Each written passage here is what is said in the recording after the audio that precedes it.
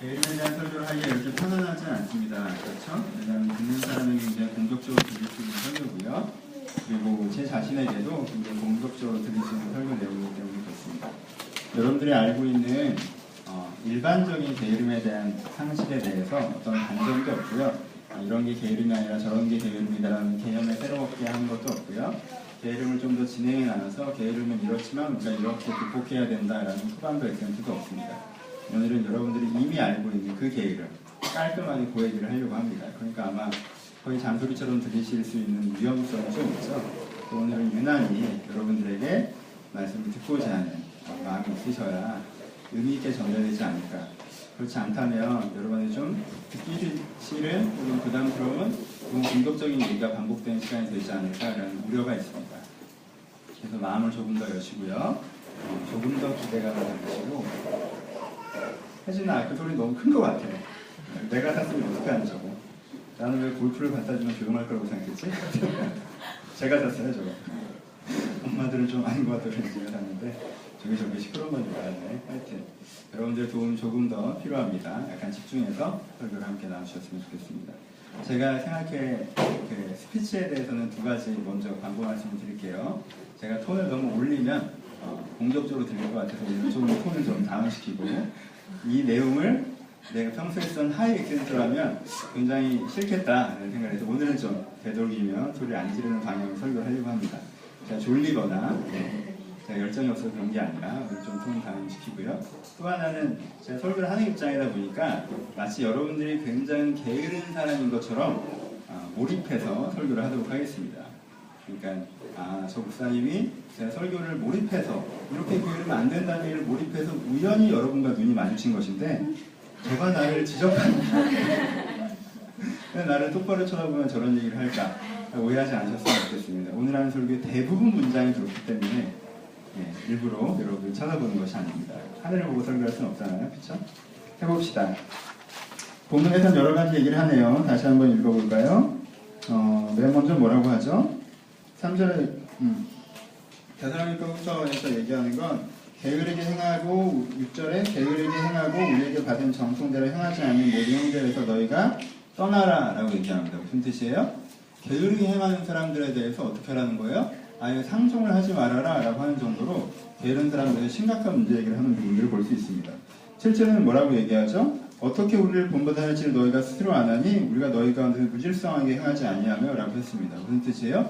게으르게 행하는 것들을 뭐라고 얘기했습니까? 잘못된 기준을 쓰는 것, 질서가 없는 것, 무질서한 거라고 얘기했죠. 질서는 뭐예요? 바른 기준이 있고 그 기준대로 행동해 나가는 걸 질서라고 하죠. 그러니까 게으름이 없다, 게으르다는 걸 뭘 얘기했습니까? 질서가 없는, 다른 편으로 제대로 된 기준이 없는 것이라고까지 얘기했습니다. 그렇죠? 게으름인 사람을 단절할 대상으로까지 얘기하고요. 게으른 사람들은 바른 기준이 없는 사람이라고 얘기합니다. 그러면서 그 다음에 뭐라고 얘기하죠? 누구든지 음식을 값없이 먹지 않고 오직 수고하고 애써 주야를 일하지 아니하면 너에게 폐를 끼치지 않으려고 했다라고 얘기하면서 10절에 누구든지 일하기 싫으면 먹지도 말라라고 얘기합니다. 그렇죠? 굉장히 강력하게 얘기하시죠? 야 일하기 싫으면 굶어라고까지 얘기하십니다. 그렇죠? 게으른 거면 네가 게으르게 살 거면 네가 그것들을 먹고 살 생각들을 하지 마 라고까지 굉장히 강하게 얘기하시는 부분이 나옵니다. 그리고 후반부에는 뭐라고 얘기하시죠? 이 사람들을 너희 가운데 게으르게 행하여 도무지 일하지 않고 일을 만들기만 하는 자다라고 얘기합니다. 게으른 사람들 어떻게 해요? 게으른 사람들은 다른 사람의 일거리라고 얘기를 하죠. 그렇죠?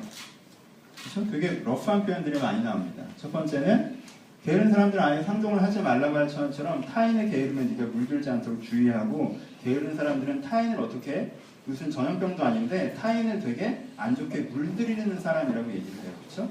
게으른 사람은요, 우리가 가르쳐준 전통과 다른 사람, 그 사람이 게을러? 그럼 그 사람이 무슨 교리를 얘기하건 무슨 신앙생활을 얘기하건 어떠한 다른 것들을 갖고 있건 내가 말한 그 복음의 흐름에 있는 사람은 아니야 라고 얘기해요. 그렇죠? 그 복음의 흐름에 있는 사람이 게을릴 리가 없다라고 얘기합니다. 그렇죠? 그러면서 게으르면 먹지도 마 라는 식으로 독하게 얘기하시고 그리고 게으른 사람은 뭐라는 거예요? 다른 사람의 일거리라고까지 얘기하십니다. 그렇죠? 게으른 사람도 먹잖아요. 그럼 누가 이런 걸 먹겠어요? 타인이란 걸 먹겠죠? 그렇죠? 게으른 사람들 말을 하잖아요. 근데 그 사람 하는 말이 게으른 사람이라는 건 창조적인 말이고 도움이 되는 말이 아니라는 뜻인데 그럼 그 사람 말을 누군가 수습하고 다녀야 된다는 얘기예요. 게으른 사람도 인격이 있기 때문에 본인이 게으르면 자존감이 낮아지고 스트레스 받거든요. 그것도 누가 들어주고 격려해주고 위로해줘야 됩니다. 게으른 사람은 다른 사람의 일거리라고까지 얘기합니다. 굉장히 독하죠. 여러분 이 얘기만 해도 오늘 충분히 러프합니다. 그러니까 텍스트가 그래서 그런 거지 제가 어떤 악의를 갖고 여러분들한테 얘기하는 게 아니에요. 성경에 이런 구절들이 있지 않습니까? 어떤 사람이에요? 자기가 게으르면서 게으른 것을 아끼고 게으른 것을 사고방식화하고 그렇게 게으르게 살아서 타인에게 피해를 주면서도 자기가 편하기 때문에 잘 살고 있다고 생각하는 사람들이에요. 그렇죠? 이런 사람들을 끊어내야 된다라고 지금 데살로니가 교회에서는 강력하게 얘기하고 있습니다. 그 교회 얘기를 한번 해봅시다. 어떤 교회냐면 데살로니가 교회는 마케도니아라는 도시 항구 도시에 있는 교회였는데요. 굉장히 아름다운 교회였어요. 성경 본문을 읽어보시면요. 사도행전에서 데살로니가 교회가 형성되는 과정을 얘기하는데 바울이 전에서 설교하니까 그들이 사모하면서 말씀을 듣고 말씀을 깊이 상고하여서 교회가 생겨났습니다. 어떤 기적과 이적이 없고 많이 일어나지 않았음에도 불구하고 말씀에 대한 집중력으로 교회가 살아났던 교회예요. 그리고 데살로니가 전서 앞부분이나 후서 앞부분을 보면요. 데살로니가 교회에 대해서 평가할 때마다 뭐라고 얘기하냐면요. 사랑 많은 교회라는 평가를 항상 하고 있어요. 너희가 서로 사랑하는 것이 너무 아름답다고 얘기하시고요. 너희가 환난 중에서도 믿음에 흔들리지 않는 교회라고 얘기합니다. 그렇죠? 환난 중에서도 믿음에 흔들리지 않았고요. 서로 사랑하는 걸 잘 지켜냈던 교회였어요. 데살로니가 전서나 후서나 다 무슨 이슈를 메인 이슈로 적고 있냐면요. 재림 이슈를 메인 이슈로 적고 있습니다. 재림에 대해서 잘못된 사고방식을 갖고 있었던 것이 데살로니가 교회의 문제였다라고 얘기해요. 포인트를 이해하시겠죠? 이 데살로니가 교회는요. 서로 사랑하고 그리고 뭐 했어요? 어려운 환난이 있어도 믿음을 잃어버리지 않았는데 어떤 식의 생각을 갖고 있었어요? 재림이 곧 임재할 현상인 것처럼 생각하고 있었어요. 여러분, 예수님이 곧 임재하셔서 모든 문제가 해결된다고 생각하잖아요. 그럼 사람들이 어떤 반응이 나타납니까? 게을러집니다. 일할 필요가 없어지는 거죠. 여러분, 예수님이 곧 오실 건데 내가 사업을 할 이유가 있어요? 없잖아요. 그렇죠? 예수님이 곧 오실 건데 내가 10년을 보고 어떤 작품 활동을 할 이유가 있어요? 없잖아요. 예수님이 곧 오실 건데 내가 힘들게 내 인격과 내면의 어떤 디테일한 것들을 치유하고 해결되고 개선할 이유가 없어요? 없잖아요. 그냥 곧 현저한 해결이 이루어질 거기 때문에 당장 나는 뭘 하지 않아도 된다는 생각이 팽배해지겠죠. 그리고 그러더니 그게 어디까지 간 거예요? 아예 오늘 먹고 살 일조차 안 하는 데까지 간 거예요. 그렇죠? 장기적으로 무기력하게 오늘만 버티면서 살자 이것도 문제인데 그것보다 한 걸음 더 물러서서 오늘 버티는 일조차 안 하려고 하는 거예요. 그렇죠? 그럼 그 책임을 다 누가 지고 있습니까? 바로 왜 그렇게 독하게 얘기하나요? 교회가 다 지고 있어요. 왜? 그 사람은 부활만 생각하고 재림만 바라보면서 오늘 그 교회에서 띵가띵가 기타 치면서 찬송가 부르고 있을 거 아니에요. 그렇죠? 그럼 걔네들 급식은 누가 해야 돼요? 교회가 해야 되잖아요. 그럼 교회가 급식하려면 누가 벌어온 헌금을 해야 돼요? 재림이 왔으면 불구하고 내일 재림이 와도 오늘 출근하는 사람들이 벌어온 헌금으로 그 사람들이 먹고 살고 있는 거예요. 그렇죠? 다른 사람의 일거리가 되고 있습니다. 그리고 이것에 무슨 문제가 나타납니까? 계속 그러고 있으니까 이게 사회 문제가 되죠. 교회를 열심히 다녔던 애들이 직장을 그만두고 교회 가서 나올 생각을 안 해요. 자기들끼리 사랑하고 자기들끼리 믿음 지키고 자기들끼리 행복하다고 그러고 있습니다. 그럼 교회에 심각한 오해를 야기시키죠. 교회라는 것이 그런 것이 아니고 공동체라는 것이 그런 것이 아니고 그리스도의 가치라는 게 그런 것이 아닌데 마치 그리스도의 가치가 교회가 신앙이 사회와 단절정이 돼서 자기들만의 어떤 행복과 즐거움을 추구하고 사는 것처럼 그 사람의 사회적 기능이 되게 말살되는 것처럼 멀쩡하게 일 잘하던 사람이 아무것도 안 하고 있는 것들을 아무것도 안 하게 만드는 것처럼 그렇게 하는 것입니다. 그렇게 사회적 이슈를 보여줘요. 그럼 그 뒷수습은 누가 해야 돼요? 필드에 있는 크리스찬들이 다시 해야 되는 거죠. 필드에 있는 교회가 다시 해야 되는 거예요. 대안적인 삶을 보여주고 열정적인 모습을 보여주면서 그런 교인들만 있는 게 아니라는 것도 보여줘야 되는 상황인 거죠. 그러니까 일거리만 만든다라고 얘기하는 거예요. 그게 데살로니가 교회가 갖고 있었던 정경입니다. 좋은 사람들이에요. 서로 사랑하는 사람들이에요. 좋은 사람들이에요. 믿음 있는 사람들이고. 근데 나쁜 사람들이죠. 게으른 사람들이 있어요. 우리는 이걸 딱 단순 적용하기 어려울 수 있죠. 여러분들은 종말론자도 아니고 직장도 다니고 계시잖아요. 그렇죠? 그쪽이면 뭐 여기에 비교되지 않습니다. 이만큼의 심각성은 여러분들에게 없어요. 바울이 이렇게까지 독하게 얘기했던 이유는요. 얘들이 진짜 일을 안 해서 그랬어요. 아예 안 했어요. 그리고요. 뭐 일하지 않은 먹지도 말라를 요즘 시대로 생각하면 좀 너무하다 라고 생각할 수 있어요. 왜요? 먹고는 살잖아요. 우리는. 그렇죠? 먹는 게 그렇게 큰 이슈가 아니에요. 그렇죠? 하지만 예전에서는요. 예전 사회에서는 먹는다는 건 대단한 거였어요. 보릿고개가 50년대까지 분명히 있었고요. 하루 3끼 먹는다는 건 굉장히 큰일이었습니다. 그러니까 입 하나 더 붙는 게 되게 큰일이었어요. 사실. 지금이야 먹는 게 그렇게 큰일이 아니지만요. 그건 달라지는 거예요. 현대 사회가 예전보다 못해졌다 많이 해요. 그렇죠? 우리 예전보다 좁은 집에 살고요. 예전보다 과도한 노동에 시달리고요. 예전보다 안겨운 환경 속에서 살아갑니다. 하지만 예전보다 잘 먹죠. 그거는 부정할 수가 없어요. 우리 예전보다 훨씬 더 잘 먹습니다. 그렇죠? 예전에 살았던 사람들은 바닷가에 사는 사람 아니면 회 안 먹었어요. 우리는 회 먹잖아요. 저한테는 그게 되게 중요한데. 예전에는 어떻게 해요? 먹여 살려야 되는 게 큰 이슈였다는 거예요. 그러니까 이 사람들이 어떻게 했어요? 일하지 않으면서 다른 사람한테 큰 부담을 주는 거예요. 우리는 이렇게까지는 아니에요. 그냥 이 정도 액센트까지 들으실 필요는 없어요. 하지만 뭐가 있어요? 이들과 같은 내적인 문제가 있겠죠. 조금 더 심각해지면 이렇게도 될 수 있는 거죠. 이들의 문제가 뭡니까? 첫 번째. 이들의 첫 번째 문제는 뭐냐면요. 수동적 낙관론에 대한 거예요. 여러분들은 당장 예수님께서 내일 모레 오셔서 모든 문제를 해결할 것이라고 생각하지는 않을 거예요. 그렇죠? 그렇게 생각하는 사람은 별로 없습니다. 근데 이걸 좀 다른 말을 바꿔놓으면요. 지금 문제가 많아요. 지금 문제가 있습니다. 인격의 문제도 있고 관계적 문제도 있고 사회적 문제도 있어요. 근데 이게 얼마 지나면 좀만 지나면 내가 별다른 걸 하지 않아도 한꺼번에 다 해결될 것이다 라는 생각을 갖고 있는 게 뭐예요? 수동적 낙관론이라고 얘기해요. 다시 내게 지금 문제가 있어요. 이 문제가 내가 지금 해결하려면 되게 많은 노력들을 해야 가능한 일입니다. 근데 이 사람은요, 내가 그 많은 노력들을 하지 않아도 얼마간의 시간이 지나면 어느 날 그 문제가 갑자기 짠 하고 해결될 거라는 기대를 갖고 있어요. 이게 뭐예요? 수동적 낙관론이라고 해요. 교회에 종말론자들은 많지 않지만요, 이런 수동적 낙관론자들은 굉장히 많이 있는 경우를 볼 수가 있습니다. 그렇죠? 내가 별걸 안 하면서도요, 하나님이 어떻게든 해주시겠지라는 생각들을 갖고 있어요. 그래서 어느 날 그게 확 해결될 거라고 생각합니다. 그리고 수동적 낙관론은 굉장히 해롭습니다. 이 사람에게. 그렇죠? 보세요. 뭐 예를 들어 봅시다. 일반적으로 취업 공부들을 하잖아요. 여러분들 뭐 요 나이 때는 지났지만 대학생들 한번 상상해 보시죠. 대학생 있구나. 대학생들 한번 상상해 보세요. 이런 대학생이 있어요. 졸업하고 취업할 생각에 무지하게 스트레스를 받아요. 내가 그 취업을 해내려면 내가 어떤 스펙을 가져야 되는가 정말 스트레스를 받아요. 그리고 그 4년 동안 그것들을 다 스펙 따로 다니고, 내가 영어 성적 따로 다니고, 내가 체험 행사 하는 다니고, 내가 그것들을 이력서를 관리하면서 4년을 진짜 썼습니다. 그리고 그 4년이 지난 다음에 겨우겨우 돈 많이 주는 대기업에 들어갔어요. 이게 A 유형의 인간이죠, 그렇죠? 우리가 일반적으로 하는 세속적 인간이라고 표현하는 가치관을 갖고 살아가는 사람입니다. 그럼 그거에 반대하는 B 유형의 인간, 신앙적인 인간이라면 어떤 유형의 인간이에요?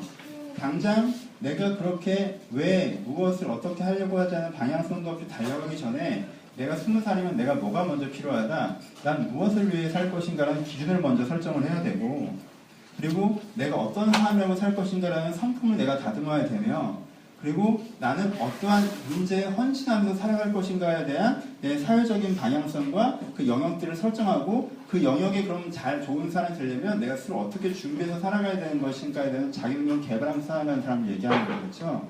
이게 뭐예요? 신앙적으로 살아가는 B유형의 인간이라고 얘기하는 거죠. 그럼 이 사람은 뭐는 없어요?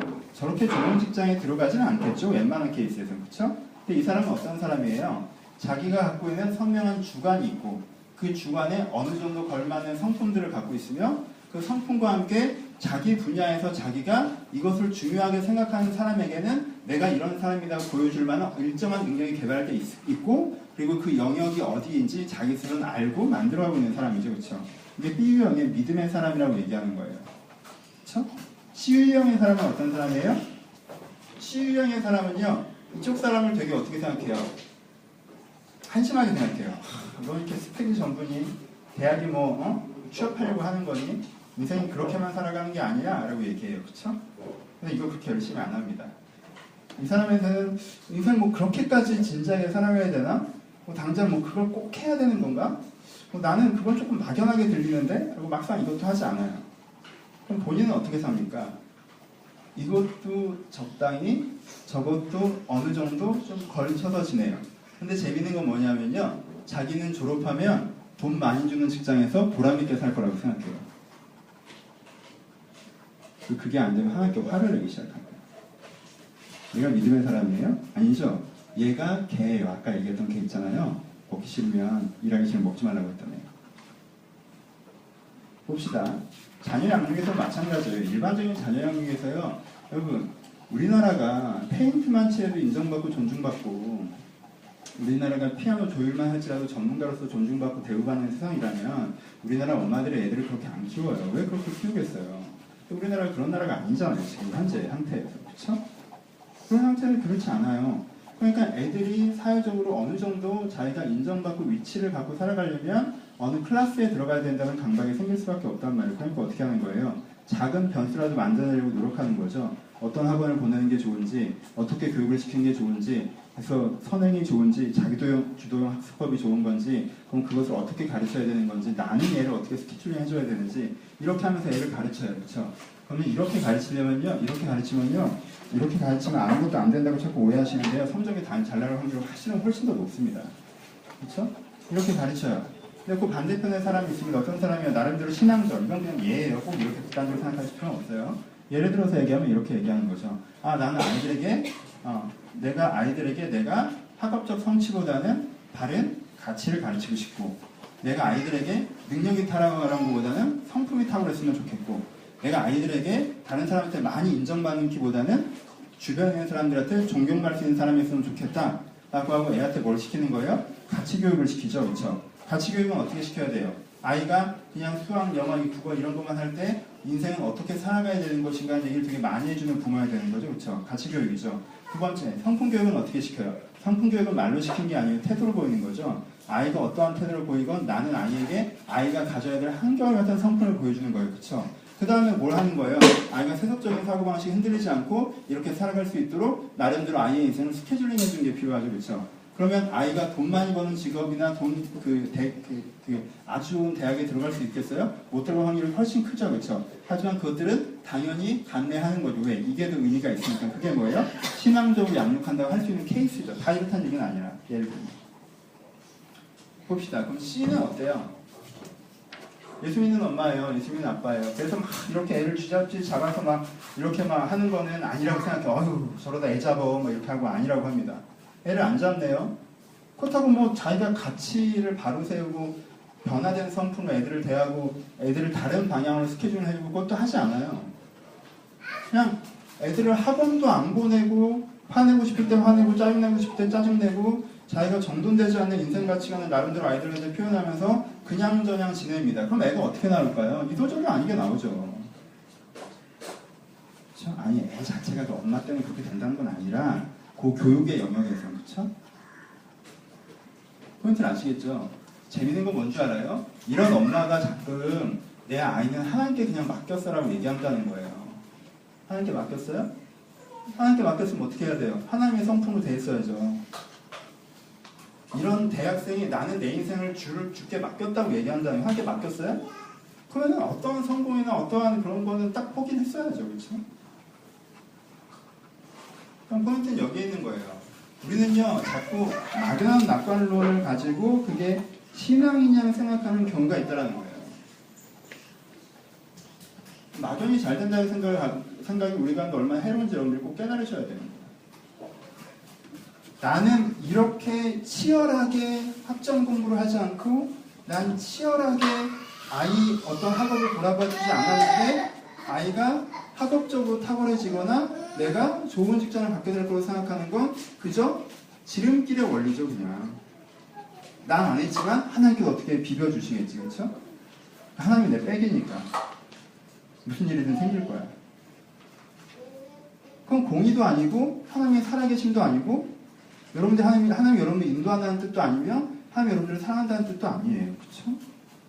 그건 그저 언제부턴가 스며들어온 막연한 낙관론에 지나지 않습니다. 성경을 읽어보시죠. 뭐라고 얘기합니까? 일하기 싫으면 먹지 말라고 했어요. 무슨 뜻입니까? 일하지 않으면 먹을 기대를 하지 말라는 게 성경이에요. 그렇죠? 공부 안 했으면 성적 나오기 바라지 마십시오. 열심히 준비 안 했으면 성공했기를 바라지 마시고요. 내가 치열하게 몸부림치지 않고 변화되길 바라지 마시고요. 변화되지 않았으면서 내가 변화된 삶을 살 거라고 기대하지 마셔야 된다는 거예요. 눈물로 씨를 뿌린 자가 기쁨으로 단을 거두는 겁니다. 이게 성경의 정신입니다. 성경 어디에 씨도 안 뿌린 놈이 수확을 할 것이고 성경 어디에 일하는 애들이 먹을 수 있을 거라고 얘기하는 부분이 있습니까? 그런 부분들은 없습니다. 우리 가운데 스며들어온 막연한 낙관론에 대해서 우리가 먼저 싸워야 됩니다. 왜요? 성경은 그것을 싫어하기 때문에 그렇습니다. 막연한 낙관론을 갖고 있는 사람들의 가장 큰 문제는 뭐냐면요, 완고해집니다. 완고하다는 게 뭐예요? 현재 자기의 형태와 태도를 바꾸려는 마음이 부족하다는 거죠. 그렇죠? 왜요? 절박함과 비장함이 없기 때문에 그렇습니다. 이걸 안 하면 안 된다는 생각이 있기 때문에, 이걸 안 하면 안 된다는 비장함이 있을 때는 사람은 자기 자신을 바꿀 수 있거든요. 그렇죠? 사람 여러분, 익숙하다는 게 얼마나 편안한 겁니까? 익숙한 건 편안한 거예요. 라이프 스타일 익숙한 건 편합니다. 내게 익숙한 사고의 패턴 익숙한 건 편해요. 내가 사람을 대하는 방법 익숙한 건 편해요. 내가 근데 그런 식으로 사람을 대하면 관계가 좋아질 수가 없어요. 내가 그런 식으로 생각을 하면 내 인생이 좋아질 수가 없고요. 내가 그런 식의 스케줄로 살아가면 내 인생이 좋아질 수가 없어요. 그럼 어떻게 해야 돼? 이걸 바꿔야 되거든요. 근데 사람은요, 안 바꿔도 되면요, 최대한 자기가 안 바꾸는 방법을 찾는 게 사람입니다. 왜요? 바꾸는 건 불편하니까. 그렇죠? 그러니까요, 막연한 낙관을 가진 사람은요, 절대 안 바꿉니다. 왜? 안 바꿔도 될 것 같으니까. 그래서요, 완고해집니다. 그게 막연한 낙관론의 가장 큰 위험입니다. 여러분, 하나님께서 해주시죠. 우리 얘기를 많이 들었어요. 하나님께 해주세요. 하나님께 해주십니다. 믿으세요. 하나님께 해주실 거예요. 근데 포인트를 잡읍시다. 여러분, 한 농부가 밭에 나가서 내가 씨앗을 뿌려서 모를 준비하고 논에 나가서 모를 심고 거기서 김을 메고 내가 피를 뽑고 내가 그것들을 다 감싸주고 물을 대고 해서 가을에 추수했어요. 이 농부가 그 벼를 키웠습니까? 아니면 태양과 땅과 비가 그 벼를 키웠습니까? 그럼 자연이 그 벼를 키운 거예요. 농부가 그 벼를 키운 게 아니에요. 농부는 그렇게 하면 그 벼가 자라난다는 시스템을 이해하고 거기에 기회로 끼어들어간 거죠. 그렇죠? 거기에 자연이 그 벼를 키운 거예요. 여러분들, 하나님이 여러분 인생을 바꾸십니까? 여러분들이 여러분 인생을 바꿔요. 하나님이 여러분들 인생을 바꾸시죠. 여러분들 좀 열심히 좀 한다고 뭐가 될 것 같아요? 여러분 좀 노력한다고 뭐가 될 것 같아요? 내가 이렇게 하니까 여러분들이 잘나도 된 것 같아요? 아니에요. 성공한 사람들 다 물어보십시오. 시루가 없이 성공한 사람은 아무도 없습니다. 애플이 실적 비교가 안 났으면요, 잡스는 픽셀로 끝났어요. 시루가 없이 위대해진 사람은 아무도 없어요. 내가 하고 있는 부분, 그러니까는 그 논은 누가 키운 거예요? 하나님이 키우셨죠. 자연이 키웠어요. 근데 누가 키운 거예요? 내가 키웠죠. 내 인생을 누가 바꿔요? 하나님 바꾸시죠. 근데 누가 바꿔요? 내가 바꾸죠. 내가 바꿔야 될 곳에 바뀔 수 있게끔 서 있어야 바뀌는 거죠. 우리 마인드는 어떻습니까? 우리는요, 나무 그늘에 앉아 있습니다. 그리고 벌판을 쳐다보고 있죠. 그리고 생각해요. 바람이 불어서 갑자기 막 씨앗들이 날아온 다음에 땅에서 그 씨앗이 막 미친듯이 솟아나고 그것이 성숙해지면 지가 옷 다 벗고 나달들이 저기 포장지로 들어가서 지 혼자 패킹하고 이젠 파르시면 돼요라고 얘기할 거라고 상상하는 거예요. 그렇게 나무 그늘에 앉아서는 왜 그런 일이 일어나지 않느냐고, 왜 내 인생에 기적이 없냐고 얘기합니다. 제자들이 예루살렘에서 놀고 있는데 성령님께서 돌아다니면서 소아시아와 로마와 유럽을 돌아다니시면서 사람들한테 환상 보여주고 그 환상 본 사람들이 다 예수 믿고 교회 세워놓은 다음에 제자들에게 한 번만 와서 설교 한번 해주십시오. 그럼 내가 강사로 쫙 이렇게 제자들이 그렇게 살겠습니까? 아니에요. 가서 두들겨 맞고 욕먹고 배고프고 춥고 덥고 굶주리고 감옥 가고 고생하고 오해받고 그리고 마지막에는 죽기도 하면서 제자들이 사역해서 교회가 세워졌어요. 성령이 교회를 세웠습니까? 제자들이 교회를 세웠습니까? 성령이 세웠죠. 누구를 통해서? 제자들을 통해서. 그러면 어떻게 제자들을 통할 수 있었어요? 제자들이 최대치를 하고 있으니까 통할 수 있었죠. 보통 이분은 제가 소리 지르는데 톤을 잘못시키는 거예요. 얼마나 지혜로운 말씀입니다. 보통은 성령 이렇게 얘기하잖아요. 훨씬 따뜻하죠, 분위기가.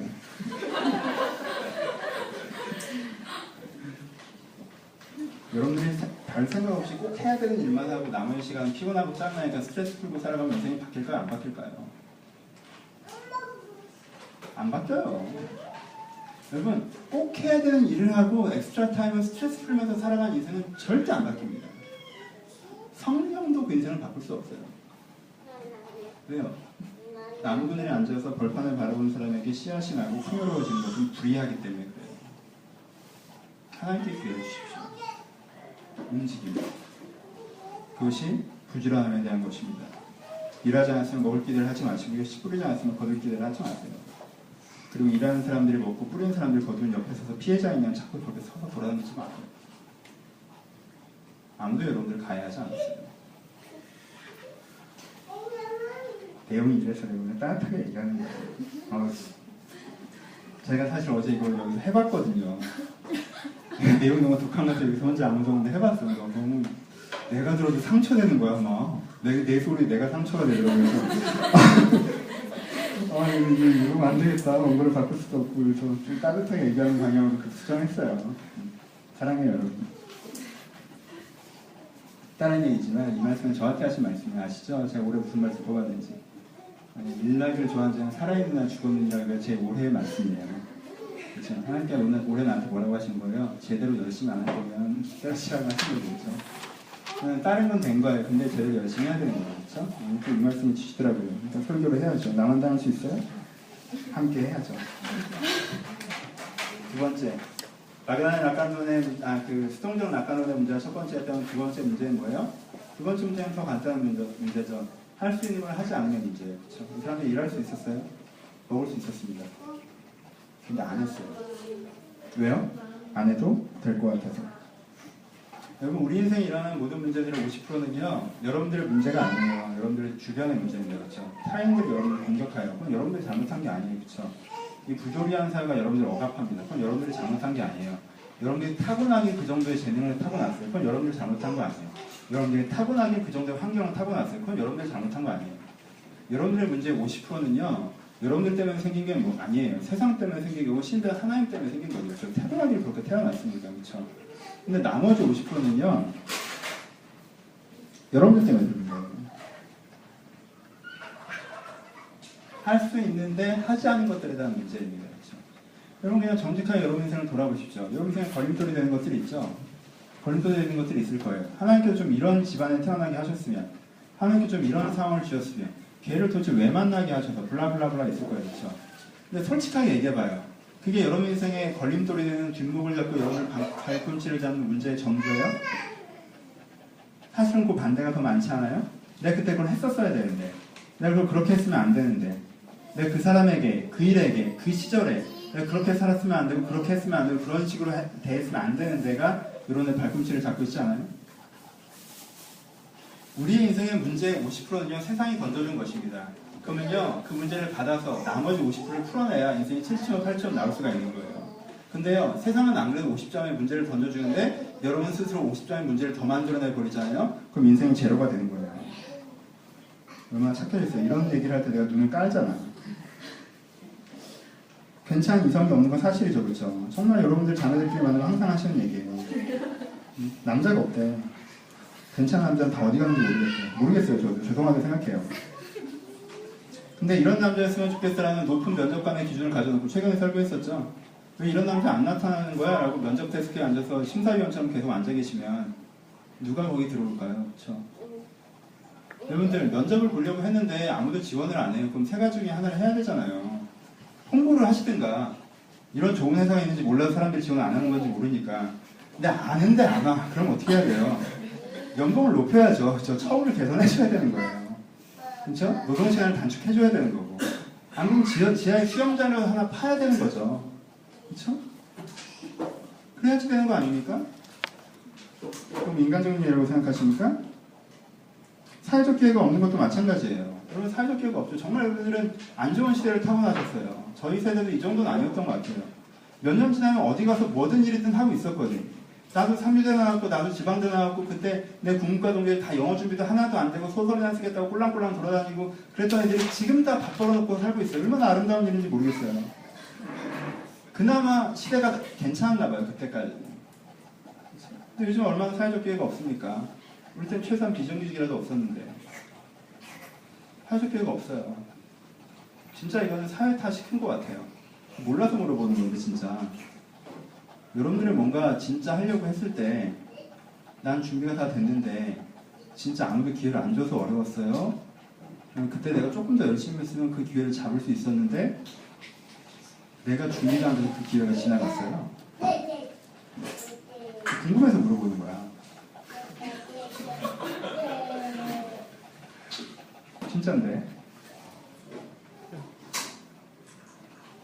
진짜 기회가 없었어요? 내가 할 수 없을 정도의 최선이었어요? 난 모르겠다 이거. 여러분들이 어려운 시대를 살아요. 그렇죠? 상처 많이 받으셨죠? 저도 많이 받았어요. 혼란스러우시죠? 저도 혼란스러워요. 사회적 가치가 정돈되지 않은 시대를 살아간다는 건 되게 어려운 일이에요. 그것이 맞건 틀리건 어느 정도 70점짜리 이상의 사회적 가치가 있으면요, 사람들이 저건 맞지만 이 부분을 보완해야 돼 라고 얘기할 수 있어요. 근데 사회적 가치가 시대적으로 안 잡혀 있잖아요. 너무 혼란스러워요. 그리고 그 혼란스러움은 우리 가운데 모르다가요, 굉장히 큰 공격으로 다가올 때가 많이 있어요. 그렇죠? 그래서요, 혼란과 상처는요, 우리 가운데 같이 올 때가 많습니다. 이 시대를 살아가다 보면요, 정신은 어지럽고 마음은 상처받을 때가 되게 많아요. 그렇죠? 이건 진짜 사회 탓이죠. 우리 탓이 아니에요. 근데 물어봅시다. 그걸 치료할 기회가 한 번도 없으셨습니까?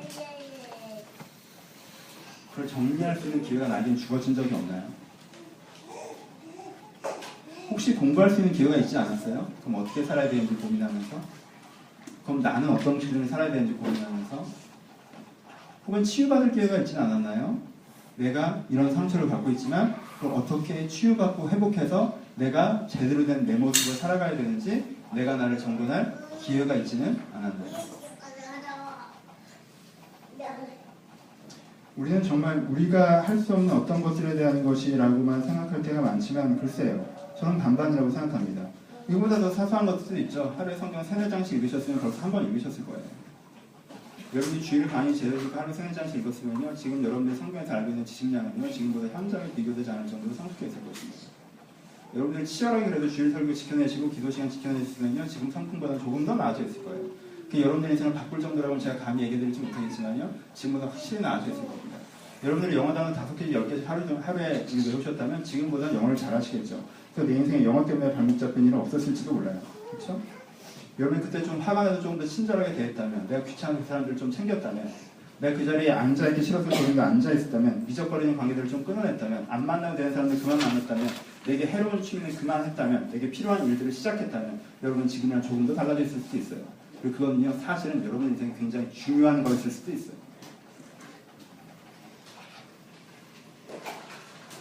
모든 게 남의 탓이었다고 얘기하지 마십시오.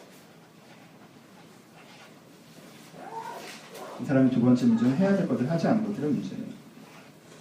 이 사람들의 세 번째 문제는 게으름의 사고방식이라고 얘기합니다. 그렇죠?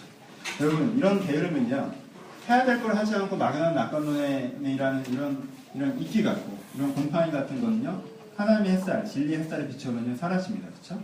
근데요, 뭐가 있을 때 자라날 수 있어요? 합리화라는 차양만 있을 때 자라날 수가 있습니다. 합리화가, 게으름의 합리화가 그들 가운데 그늘을 제공할 때, 그 속에서 곰팡이처럼 게으름이 피어나는 것들이 많이 있어요. 그 합리화의 그늘망을 걷어야, 이 무질서함의 기운들을 걷어야 우리 안에 그런 게으름의 독보섯이 사라질 수가 있습니다. 그렇죠? 게으름을 만들어내는 차양막이 있어요. 그런 것들이 있습니다. 몇 가지가 있죠. 하나는 뭐예요? 몇 가지만 표현시장에서 얘기합시다. 해도 되겠어? 라는 생각. 이게 게으름의 합리화의 하나입니다. 그렇죠? 게으름은 좋은 것이다라고 합리화하는 사람들은 별로 많지 않아요. 게으름은 이런 간단한 한 문장으로 합리화합니다. 해도 되겠어? 그러면 안 해야죠. 그렇죠? 해도 되겠어는 무슨 생각이에요? 해도 되겠어? 근데 내가 안 될 수도 있는 걸 하고 있어. 그럼 내가 몇 년을 심하게 고생해서 그걸 했는데 그래봐야 아무것도 안 되면 난 헛고생한 거잖아. 그러면 안 하는 일만 못하지 라는 생각이 들어오는 거죠. 그렇죠? 그게 해도 되겠어가 갖고 있는 개연성이죠. 그래서 그 해도 되겠어가 들어오면 사람들은 어떻게 해요? 아유, 이건 뭐 보장이 없잖아 라고 안 하기 시작하죠. 해도 되겠어 이슈를 생각해 봅시다. 해도 되겠어? 그럼 안 하면 어쩔 건데요? 해도 되겠어라는 이슈에 하면요, 확률이 줄어듭니다. 안 될 확률이 줄어들어요. 될 확률은 늘어나고요. 아예 안 하면요, 안 될 확률이 더 늘어납니다. 될 확률은 줄어들고요. 그럼 어떤 쪽으로 해야 됩니까? 해도 되겠어? 이건요, 굉장히 멍청한 자기속임의 질문이에요. 안 하면 안 될 것 같으니까 안 한다고요? 글쎄요. 그래서 안 될 것 같아서 안 한 그 사람은 그 안 한 상태로 몇 년 뒤에 어떻게 되는 건데요? 저쪽 길을 가도 안 될 수도 있다는 확률 때문에 아예 안 될 이쪽 길을 가는 사람이 존재합니까? 사람은 확률로 움직입니다. 그래도 될 저쪽 길을 가는 것이지 아예 안 될 이쪽 길을 가지 않죠. 안 될 수도 있지만 될 수 있는 그 길을 가는 것이 정상 아닙니까? 근데 아예 안 하면 아예 안 될 텐데 왜 그 길을 가죠? 간단한 생각의 함정입니다. 두 번째는 이제까지 했던 얘기죠. 안 해도 괜찮아. 어떻게든 되겠지. 막연한 낙관입니다. 그렇죠? 내가 노력을 안 해도 어느 날 어떤 사람이 어떤 기회가 내 인생에 찾아나서 무슨 일인가가 벌어질 거라고 생각하는 거예요. 그렇죠? 어떻게든 되겠지. 어떻게 됩니다. 깜짝 놀라게 돼요. 어떻게든 되겠지. 어떻게 될 것 같아요? 세 번째, 나중에 하자. 다른 말로는 오늘은 특별한 날이야.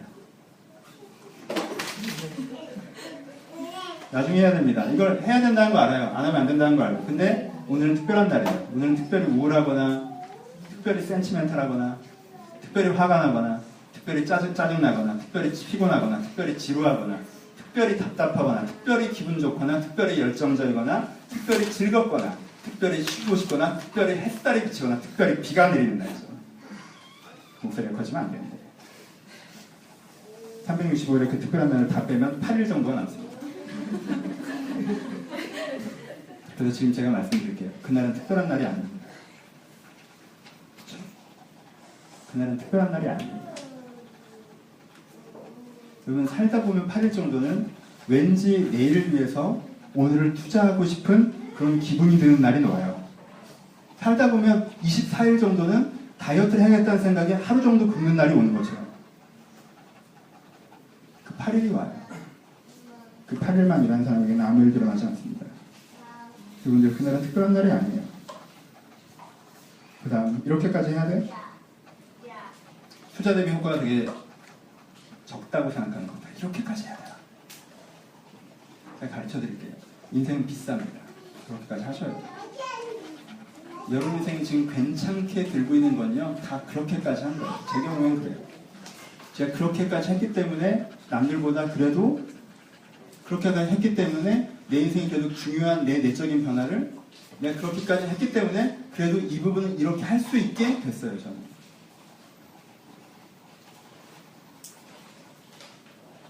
그렇게까지 해도 그렇게까지 해야 되는 일이기 때문에 안 하는 일, 그렇게까지 안 해도 되는 일이면 현재 시스템을 크게 바꾸지 않은 일이라는 뜻입니다. 그렇죠? 그럼 현재 인생에서 크게 달라지지 않는다는 뜻이에요.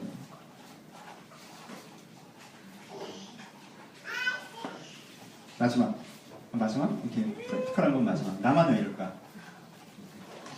여러분들은요, 어디서 깜짝 놀랄 이야기, 전설 같은 이야기를 알고 있습니다. 어떤 이야기예요? 하나로 줄여두면 노력하지 않고 성공한 이야기를 전설처럼 알고 있어요. 내 친구는 어떤 애였는데 공부도 못하고 얼도 못하고 성격도 못난 애가 진짜 괜찮은 남자를 만나서 한 큐에 모든 인생 해결됐는데 그건 전설 같은 이야기예요. 사실은 실체가 없는 내 인생은 얘는 이래서 저랬는데 그냥 대충 이렇게 너 어떻게 그렇게 그 회사에 들어가서 블라블라블라 걔가 나보다 공부도 못했고 준비도 안 했고 블라블라블라 이런 전설 같은 얘기를 갖고 있어요. 나보다 못난 애가 별로 노력 안 하는데 나보다 잘나진 이야기. 그래서 그만한 대가를 받지 못하고 살아가는 나는 뭔가 부당한 대우를 받고 있다라고 나를 설득할 수 있는 근거가 되는 어떤 그 전설들을 갖고 있습니다. 여러분, 그 전설 말고요. 여러분 옆을 보세요. 그냥 여기만 둘러보셔도 됩니다. 여긴 전설이 없어요. 여기 노력 안 하고 특별히 잘 된 애도 별로 없고요. 노력했는데 특별히 안 된 애도 별로 없습니다. 그리고요, 우리는 그 대부분 그런 험한 속에서 살아갑니다.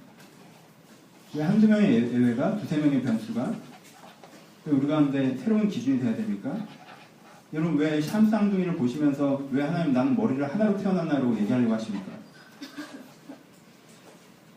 그럼 뭐가 달라요? 예, 그 정도 변수가 있다는 걸 저도 인정합니다. 세상에 노력하지 않고 대가를 보는 사람들이 있어요. 태어나기 그런 가운데 태어난 사람들도 있고요. 운이 잘 맞아서 어떤 사람을 만났던 경우도 있어요. 누군가의 추천으로 내가 노력해도 갖지 못하는 기회를 가진 사람도 있고요. 그래요. 하지만 90%의 사람들이 그렇게 살아간다고 생각하는 건 아니시겠죠? 저한테 지금 90%의 사람들이 그렇게 살아간다고 얘기하고 싶으신 건 아니시겠죠? 그러면 여러분 특별히 억울하다는 얘기는 아니잖아요. 그렇죠? 다른 사람이 일어나는 기준이 나한테 일어나지 않으려고 화내는 건 좀 어리석은 일이라고 생각합니다. 이 생각의 가장 큰 핵심이 되는 게으름의 사고방식의 포인트는 뭐냐면 김남정 목사님이 표현하신 게 굉장히 잘 표현되어 있어요. 게으름이라는 책 아십니까? 한번 읽어보세요. 중간쯤이면 진짜 듣기 싫어요. 저처럼 한 번 설교 끝나는 거 감사하십시오. 네, 한번 읽어보실 만한 가치 있는 책이에요. 내용이 아무리 좋진 않다 할지라도 선명하게 선을 그으십니다. 왜냐하면 우리 가운데 게으름에 타협하고 싶은 마음이 사실 되게 많거든요. 게으름에 디펜스하고 싶은 마음이 되게 많아요. 거기에 대해서 선을 한번 쫙 그어주십니다. 그래서 좋은 책이에요. 김남국 목사님이 이런 식으로 표현했는데요. 김남국 목사님은 게으름을 왜곡된 자기애라고 표현했습니다. 무슨 뜻이에요? 게으름은 좋은 거야. 다른 편으로 게으르게 하는 게 나한테 잘해주는 거야 라는 생각이 우리 가운데 있다라는 거예요. 그냥 퍼지려고 하는 나를 되게 퍼지게 해주는 게 나를 향한 최대한의 존중이고 배려인 것처럼 우리 생각합니다. 퍼지려고 하는 나를 퍼지게 해주고, 놀려고 하는 나를 놀려고 해주고, 쉬려고 하는 나를 쉬려고 해주고, 아무것도 안 하는 나를 아무것도 안 하게 해주는 게 내가 나를 사랑하는 방법이고, 아끼는 방법이고, 내가 나를 존중하는 방법이고, 내가 나를 아름답게 만들어가는 방법이라고 생각하는 사고방식이 우리 가운데 있다는 거예요. 여러분, 자기의 내면을 황무지처럼 방치해 놓는 건 자기 자신에 대한 배려도 아니고 사랑도 아니고 아무것도 아닙니다. 자기에 대한 진정한 존중은요, 자기의 내면과 인생이 황무지처럼 방치되지 않고 그가 맺을 수 있는 가장 아름다운 열매를 맺으면서 정돈된 밭으로, 정돈된 논으로 아름답게 기경된 상태로 살아가게 하는 것이 자기가 자기 인생을 할 수 있는 최대한의 배려이고 존중이고 사랑입니다. 그렇게 내백에 쳐져서 어디에서 날라온지 모르는 씨앗들이 잡초처럼 무성하게 자라나서 세상의 사고방식과 삶의 패턴과 문화와 취미들이 내 인생을 다 잡아먹게 만드는 거 말고, 그게 어떻게 자기를 아끼는 것입니까? 그것이 어떻게 자기를 배려하는 것입니까? 그것이 어떻게 자기를 사랑하는 것이겠습니까? 우리 약한 뿌리의 핵심은 이 게으름을 좋은 것으로 생각하는, 게으름을 선하다고 생각하는, 게으름을 의롭다고 생각하는, 게으름을 나를 사랑하는 방법이고, 나를 배려하는 방법이고, 나를 아끼는 방법으로 얘기하는 것이 우리의 문제라는 것입니다. 여러분, 하루를 아무것도 하지 않고 마음대로 여러분들이 뒹굴거리게 해주는 게 여러분을 향한 최대한의 배려입니까? 그렇게 하면 여러분들 더 행복해지고 아름다워지고 만족해지나요? 그렇지 않습니다. 내가 게으름이 나에게 좋은 것이라는 생각을 갖고 있는 한 나는 끊임없이 시도합니다. 이거 해야 소용없잖아. 내가 이렇게까지 해야 돼? 안 해도 괜찮지 않아? 나중에 하자. 왜 나만 이렇게까지 해야 되는데? 끊임없이 우리는 이것을 디펜시브로 시도하게 돼 있어요. 여러분, 그 뿌리를 뽑으셔야 돼요. 그 덩쿨을 뽑으셔야 돼요. 게으름은 여러분들 배려하고 사랑하는 방법이 아닙니다. 그래서 이렇게까지 해야 되는 일들은 하고 사셔야 되고요. 이거 해도 잘 된다는 보장이 없는 일들도 도전하셔야 되고요. 안 하면 안 된다는 생각을 가지셔야 되고요. 남들이 어떻게 했건 나는 이 길을 가야 되는 것입니다. 게으름의 사고방식이 일로만에 독버섯이 자라지 못하게 하는 것이 되어야 됩니다. 두 가지 얘기. 하나, 여러분 오해하지 마세요. 현대사회에서는 게으름을 미화시키는 부분들이 있습니다. 그리고 거기서 게으름을 미화시킬 때 쓰는 게으름이라는 단어는요, 굉장히 좋은 뜻으로 얘기하는 거예요. 저는 그 게으름을 추구합니다. 현대사회에서 게으름을 얘기하는 건 뭐예요? 느림의 미학. 내가 그 게으름은 어떤 바보성자, 게으름 바보성자 얘기가 나는데 책 이름이 생각나요. 그런 게으름을 긍정적으로 평가하는 것들에 대한 책들은 무슨 얘기를 하는 거예요? 왜인지도 모르고 그것이 진짜 맞는지도 모르는 상태에서 로켓처럼 날아다니는 현대인의 삶을 반발하는 거죠. 지금 거기서 게으름은 무슨 얘기를 하는 겁니까? 자기 성찰을 얘기하는 거죠. 그렇죠? 그렇죠? 리프레시를 얘기하는 거죠. 여러분들 열심히 살아가다가요, 여러분들을 일주일에 하루 정도 한 달에 하루 이틀 정도 방치해야 될 때가 있어요. 그 방치라는 게 그냥 내 인생이 어떤지 생각해보자 이렇게 하는 게 아니에요.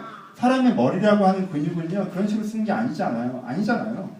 여러분 너무 골머리에서 살아왔으면 그냥 아무 생각 없이 바깥바람을 쐬고 햇살을 쐬야 될 때도 있고요. 아무 생각 없이 드라마나 영화를 봐야 될 때도 있고요. 친구들이랑 무목적인 식사를 열심히 떠야 될 때도 있어요. 항상 진지하게 뭔가 하면서 열정적으로 살아간다는 얘기가 아니에요. 이럴 때는 쉼표가 꼭 필요합니다. 그렇죠?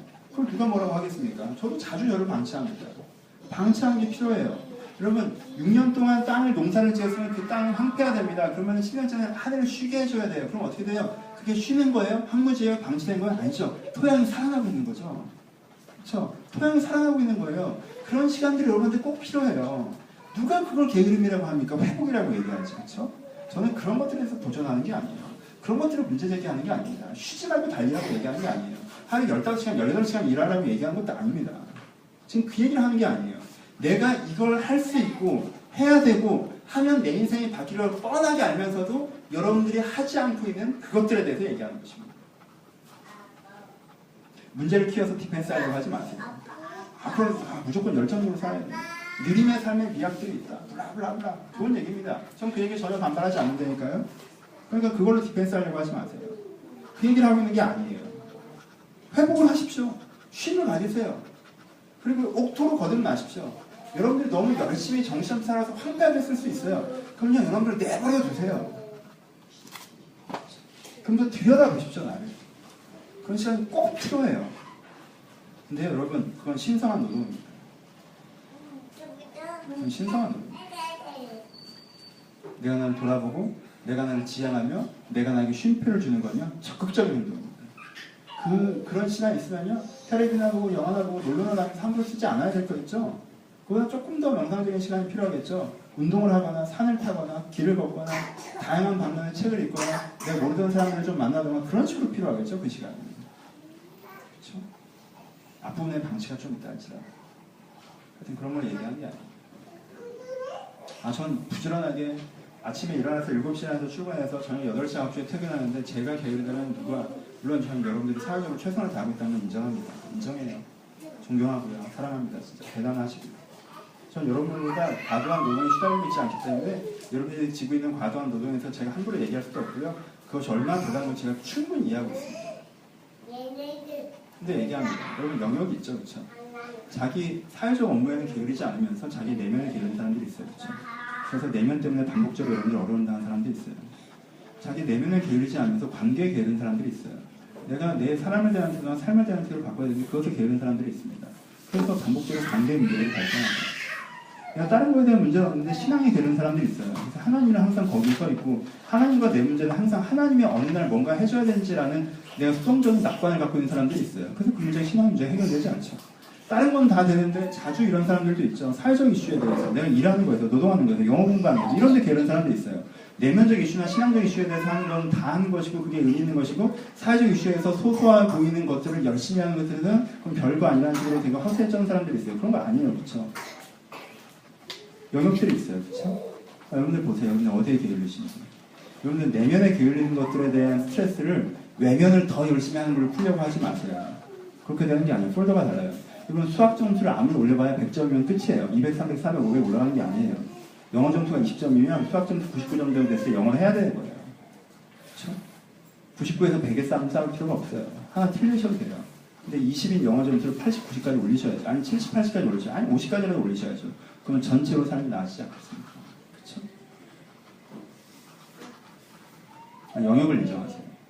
내가 어디에 게으른지. 내가 24시간 그냥 잘 열심히 한다, 허튼 짓 안 한다 이런 식으로 단순화시키지 마시고 그냥 어디에 게으른지 보시고 여러분 다시 한번 그 문제에 집중할 필요가 있다는 것입니다. 결론으로 갑시다. 세 가지 반대쪽 얘기겠죠? 그럼 뭘 해야 되죠? 내가 네거티브에 대한 얘기 했으니까 이제 파지티브로 가봅시다. 이제 조금 편하네요. 그렇죠? 첫 번째 뭐예요?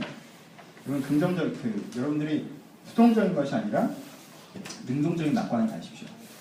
여러분들 이 말은 되게 아름다운 말입니다. 일하지 않는 자는 먹지도 말라. 눈물로 씨를 뿌리는 자는 기쁨으로 다는 것이다. 이 얘기는 무슨 얘기예요? 일하면 먹을 수 있다는 얘기예요. 이건 굉장히 좋은 얘기입니다. 일하면 먹을 수 있습니다. 눈물로 씨를 뿌리면 거둘 수 있습니다. 우리는 지금 수동적 낙관의 문제점에 대해서 얘기하고 있지만 사실은 비관도 되게 커다란 문제 아닙니까? 해봐야 안 될 거라는 생각이죠. 그렇죠? 비관은 해봐야 안 되는 세상에 우리가 살아간다는 생각입니다. 근데 지금 성경에서 얘기하는 건 비관으로 가라는 얘기가 아니에요. 뭘로 가라는 거예요? 능동적 낙관이라고 가라는 거예요.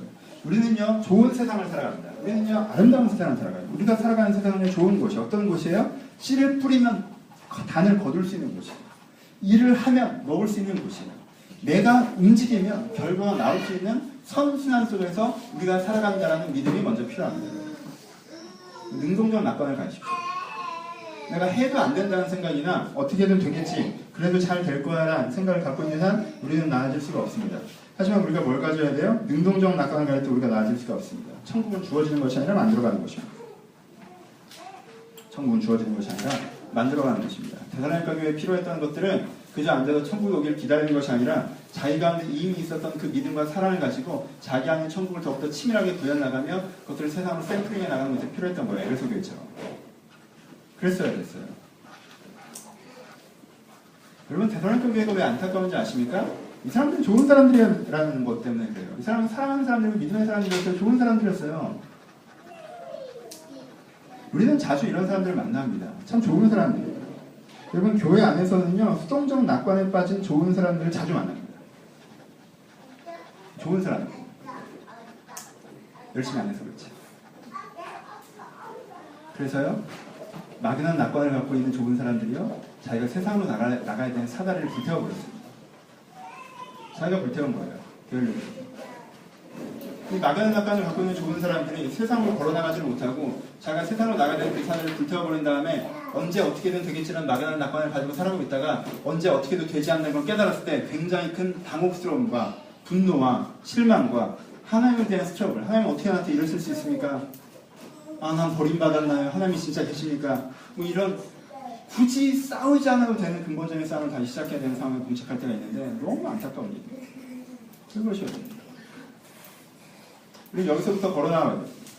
내가 갖고 있는 능동적인 낙관을 통해서 내가 갖고 있는 것들을 세상에 구현해내는 그 과정상 가운데 우리 가운데 있다는 걸 깨닫고 막연한 낙관을 가지고 가만히 기다리는 것이 아니라 내가 두려움 속에서 울면서 씨를 뿌리는 태도를 가질 수 있는 것이 필요하다는 것입니다. 여러분 보이시죠? 투데이 기준으로는요 이쪽이 더 스트레스 받아 보여요. 그렇죠? 막연한 낙관을 가진 애들은 어때요? 아무것도 안 해서 뭔가 될 것 같거든요. 마음 편해 보이고 믿음 좋아 보이죠. 다른 한 애는요 두려움 속에서 씨를 뿌려요. 울면서 씨를 뿌립니다. 근데 그리고 1년, 2년, 3년, 4년, 5년 뒤에 보십시오. 누가 더 잘 돼 있는지, 제대로 돼 있는지. 막연한 낙관은요, 정말 오늘에 대해서는 효과 만점입니다. 막연한 낙관은요, 먹기만 하면 통증이 사라져요. 근데 그거 내성 성도면 진짜 큰일 나요. 우리 그런 생각들을 가지시면 안 돼요. 긍정적인 낙관을 해주십시오.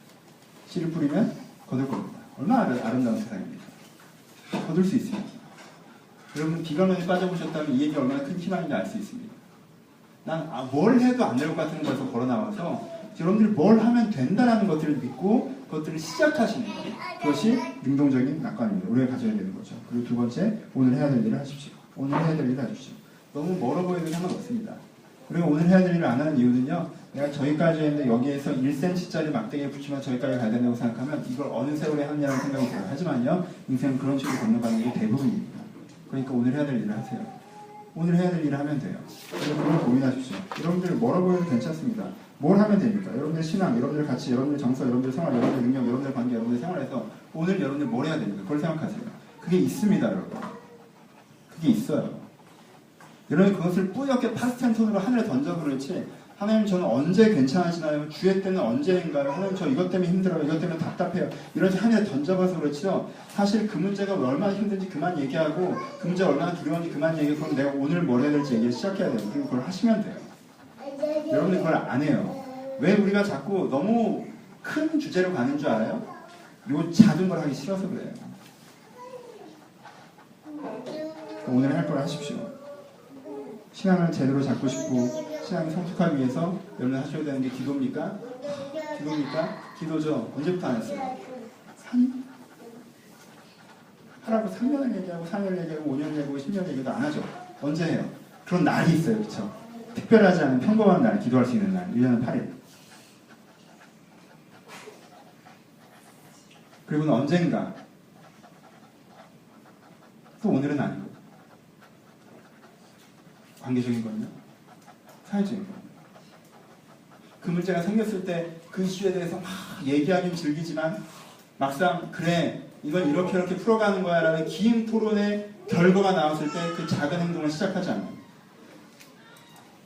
마치 난 왜 이런 문제가 생겼을까를 긴 토론을 할 때 마치 그 문제를 해결하고 있는 양 스스로 착각하면서 사실은 작은 행동을 하지 않아요. 오늘 해야 될 걸 하십시오. 그리고 세 번째, 생산자의 사고를 가지세요. 해도 소용없어요? 안 하는 건 더 소용없습니다. 안 해도 괜찮습니까? 안 하면 안 됩니다. 나중에 한다고요? 오늘 안 하면 안 되는 거예요. 오늘은 특별한 날이 아닙니다. 이렇게까지 해야 돼? 이렇게까지 해야 됩니다. 그렇게까지 안 하면 어떻게 할 건데요? 나만 그렇게 일어나요? 아니요. 다들 그렇게 사는 거예요. 방치되면 좋은가요? 아니요. 내가 방치해서 황무지가 된 건 나중에 내 자신이 내 자신을 굉장히 비참하게 느낄 거예요. 그냥 그건 나를 사랑하는 방식도 아니고 존중하는 방식도 아니고 배려하는 방식도 아니에요. 나를 함부로 대하는 방식이죠. 그리고 나는 절대 나를 함부로 대하지 않을 거예요. 그것이 여러분들 가져야 되는 사고방식입니다. 결론 갑시다. 진짜 결론. 원고를 만들고 50분을 얘기를 하니까 얼마나 힘들든지. 사랑해요, 여러분. 알죠? 디펜스하지 말아요. 공격적으로 드린다고? 그래 뭐 그렇지 뭐. 디펜스하지 말아요. 성경에서는 되게 심각하게 얘기합니다. 저 일부러 독하게 얘기합니까? 저는 강히 얘기하는데 성경 톤보다 다운시켰습니다. 성경은요, 게으른 사람은요, 독버섯처럼 번져나가니까 격리시키라고 했어요. 왜요? 게으름의 사고방식은 사람한테 되게 매력적이거든요. 열심히 안 해도 되는 거야? 그 사람이 열심히 해도 되려는 사람들 사이에 껴있을 때 그 사람이 미치는 나쁜 파급력이라는 건 큽니다. 결론이 나오기 전까지는 마치 그 사람이 열심히 해도 될 것 같은 환상을 사람들한테 유포시키잖아요. 그건 격리시키라고 그러는 거예요. 게으른 사람은요, 신앙의 전통 속에 서 있는 사람일이 없다고 얘기하는 거예요. 게으른 사람이 다른 사람이 일이 된다고 얘기합니다. 여기서는 선명한 선을 그으십시오. 왜요? 사람은요, 끊임없이 이 선을 무너뜨리고 싶어요. 지속적으로 여기를 공격합니다. 지속적으로 디펜스에서 이 사고방식의 유입을 막으려고 해요. 게으름이 나쁜 것을 고쳐야 된다는 사고방식을요, 어떻게든 막아내려고 하고요. 게으르지 않아야 된다는 이 선을요, 어떻게든 흐리게 하려고 합니다. 여러분, 선을 선명하게 그으십시오. 오늘 선명하게 그으세요. 딱딱해도 괜찮아요. 선명하게 그으세요. 내일 당장 뭘 하지 않아도 괜찮으니까 선명하게 그으세요. 여러분 하면 되는 세상에 살아갑니다. 안에서 문제예요. 그러니까 하십시오. 아주 간단한 거예요. 하면 안 되는 비극적인 세상을 살아가는 것도 아니에요. 안 해도 되는 이상한 나라를 살아가는 것도 아니에요. 여러분들은 하면 되는 그 농부와 같은 세상을 살아가는 거예요.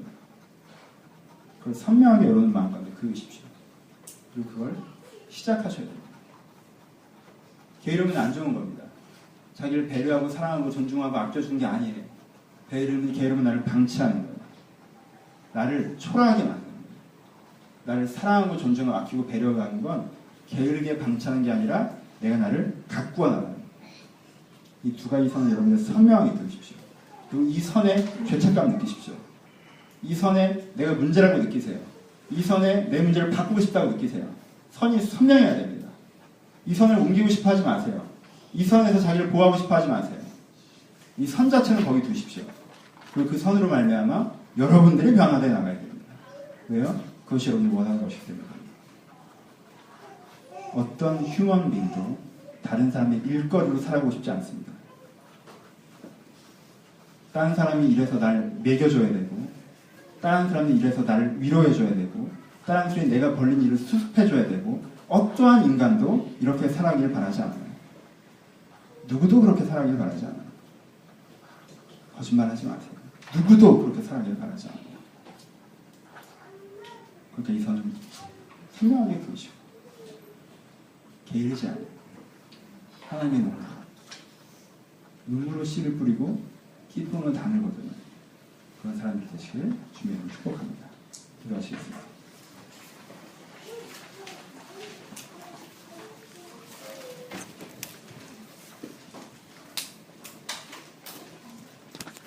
이 싸늘한 설교를 따뜻하게 한번 적용해 보십시오. 그러면 묻습니다.